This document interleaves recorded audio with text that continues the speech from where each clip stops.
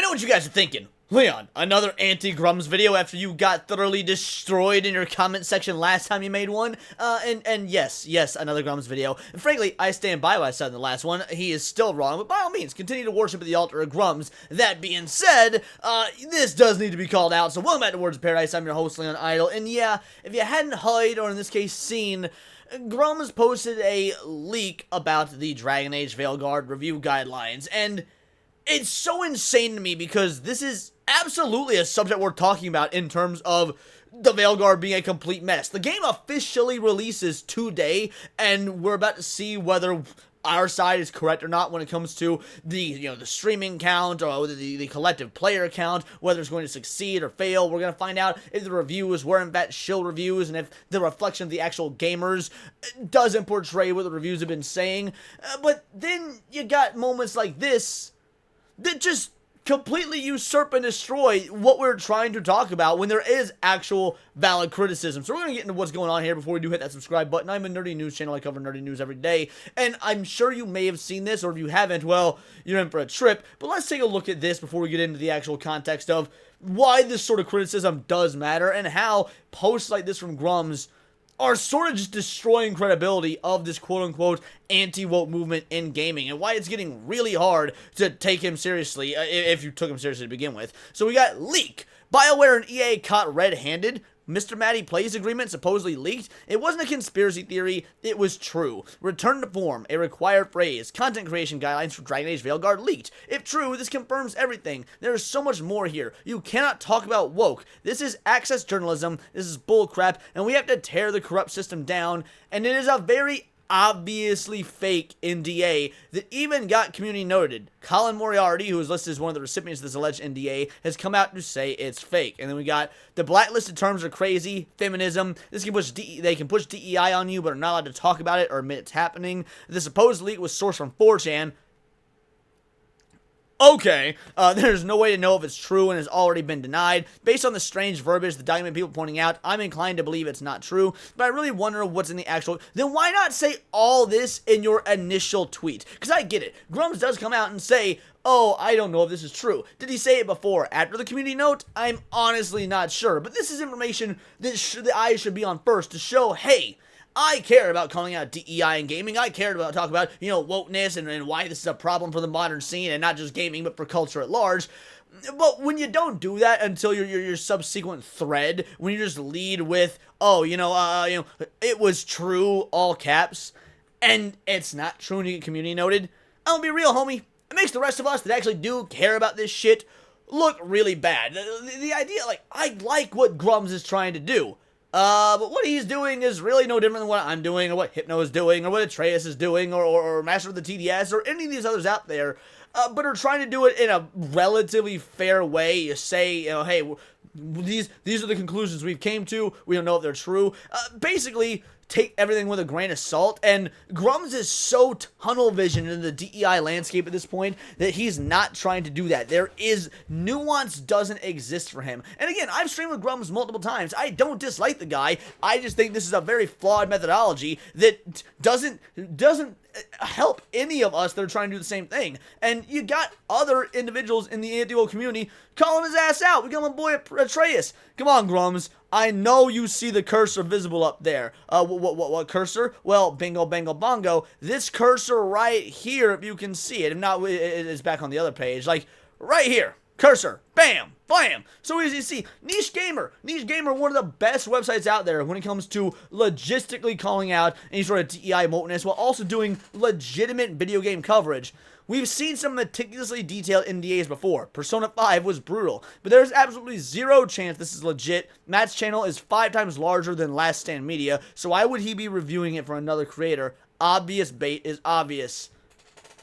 Then you got individuals that aren't on that DEI train, like our boy Abubakar Salim here, who's been having a great back and forth with Hypno, by the way. It's amazing the way we mend bridges and build bridges once, the emotion's cool and we can just have fun. He's been in Hypno's streams, sending super chats. They're bouncing ideas back and forth. They're having fun. It's been a really good time, and he's calling out. This is the level of misinformation that pisses me off, man.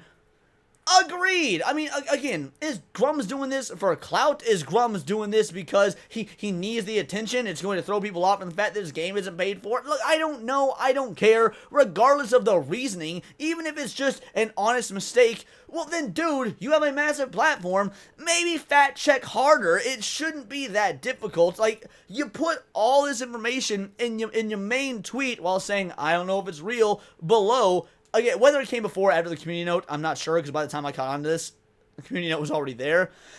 Excuse me. This is fake beyond comprehension. Take it from someone who has seen their fair share of EA NDAs and contracts. Don't share this or make any content off this if you have any shred of respect for your audience. Be better. Now, I am going to be better. Not because you asked me to, Abu Bubakar, although, you know, thanks for the great conversation last week. Too bad we couldn't follow up on it further. I mean that with all sincerity. Yeah, I'm going to make content on this, but content to call out the fact that this is what's wrong when you have individuals like Vera Dark out here doing some great work by showing off this sort of thing. Laura Kate Dale. This is, first of all, the queer consultant who worked on Dragon Age the Veilguard has an interesting history as an author, that's for sure. I just gotta prove to say this. I worked on Dragon Age the Veilguard. I've sat in secret for nearly 4 years, and I'm excited to finally be able to tell everyone I'm in the credits. Thank you so much, Patrick Weeks, for reaching out and getting me involved. Now let's take a look at what this individual's done. Dale has published 5 books. First book, Things I Learned from Mario's Butt, a series of gaming butt critiques. Riveting stuff, might I tell ya. What about the second book? A memoir called Uncomfortable Labels, My Life as a Gay Autistic Trans Woman, published by Jessica Kingsley Publishers in 2019. Again, truly fascinating. What insight into the gaming industry are we going to get from Uncomfortable Labels, My Life as a Gay Autistic Trans Woman? That sounds like a BuzzFeed article, not a memoir. Also, what have you done with your life worthy of a memoir? But this is the individual working on the game. I couldn't care less about his supposed NDA, fake or real. I care about the fact that these are the type of individuals that are being hired to work on these sorts of games that are quite literally just indoctrination tools for the youth, for the trans or gay or whatever LGBTQIA element PQRSTUV Mafia agenda.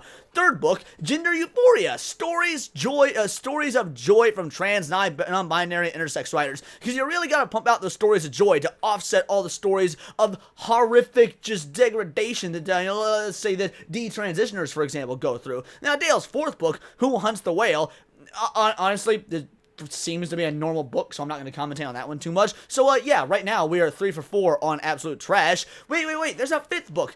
Me and My Dysphoria Monster is a children's picture book about the experiences of gender dysphoria in childhood. Whoa, okay. You can't say the indoctrination of children isn't real when you got homie that worked on this video game quite literally writing the indoctrination manual under the guise of a children's book called Me and My Dysphoria Monster. It is disgusting, but no, instead, Grummz wants to highlight some fake NDA. This show obviously wasn't real when you got Vera out here doing the legit good work. Or what about Savvy? Savvy also doing some good work. Want a glimpse into who is responsible for the super quirky and talented writing we've seen so far in Dragon Age the Veilguard? What love most about the what love, maybe it's supposed to be what I love most about the writing we've seen is that it truly speaks from an authentic, self-inserting kind of way that is void of nuance in exchange for low-effort knockoff Marvel humor from someone who substitutes reality for fantasy and fantasy for reality. Damn, that went hard! Now excuse me while I harass someone for having pronouns in their bio. And then we can actually see what she's referring to. Obviously, there was the quotes that Vera retweeted, but then there's also this. My name is Laura Kate Dale. I'm an author, accessibility and queer representation critic and consultant, video game critic, streamer, and all-around content creator. Below is a thread of my various projects and how you can support my ongoing work. Well, let me tell you, I ain't gonna support shit that you've done. I think that you should be excised from the gaming community. I think that you are nothing but a stain on the gaming community. I think that everything you've done, just based on what little I know about you from individuals here on X and the little reading I've done, is a net negative, not just for gaming, but for culture as well. In fact, I think you're a detriment to children the world over, at least in the Western world, that has the, the luxury to afford these fake mental illnesses. That being said, this is all going to be distracted by the fact that Grummz shared some absolute mental retardation and took it for gospel when everyone on this side of the fence and the other side of the fence could tell that it was fake. How are we, how am I, or Hypno, or or Vera Dark or Savvy supposed to be taken seriously when the individual who is supposedly at the front of the charge, Grummz, is posting such obvious dumb fuckery? It truly is baffling. So yes, obviously you gotta take your sources with a grain of salt. You've gotta come into everything being skeptical. You can't just assume that me, Leon, that I'm right and trust everything I say. Same goes for Hypno or Savvy. Same clearly especially goes for Grummz, as we've come to find out in the most recent weeks and months. But yeah, do your own research, do your own fact checking. By all means, watch my video, take it as a jumping off point, but don't take it for gospel, because there's always the chance that we could be wrong. I mean, how many people said that Fallout was going to be woke trash, and lo and behold, the show ended up being pretty damn good. Maybe there was a little bit of politics or identity or whatever in there, but as a whole, everyone seemed to like it, even the most ardent anti-woke individuals. I mean, how many people thought that the live-action One Piece was going to be garbage when it turned out, yo, this might be the best live-action anime adaptation of all time, and once again, there was no quote-unquote woke elements in it. I mean, maybe there were some progressive moments, but guess what? Those progressive moments existed in the manga back in the late 90s and early 2000s, so I wouldn't exactly call that wokeness, at least if you ask me. The point is, yeah, do some fact checking, and I hate that I'm saying this because I do think that Grummz started off trying to do a good thing, but maybe let's give him a little less credit, maybe not pay him so much mind, because some people do lose the plot. You get so invested in the culture war, you get so invested with trying to find the wokeness and everything, with trying to find the big gotcha moment, the thing that's going to get you the most clout, the most followers, the most revenue, whatever it may be.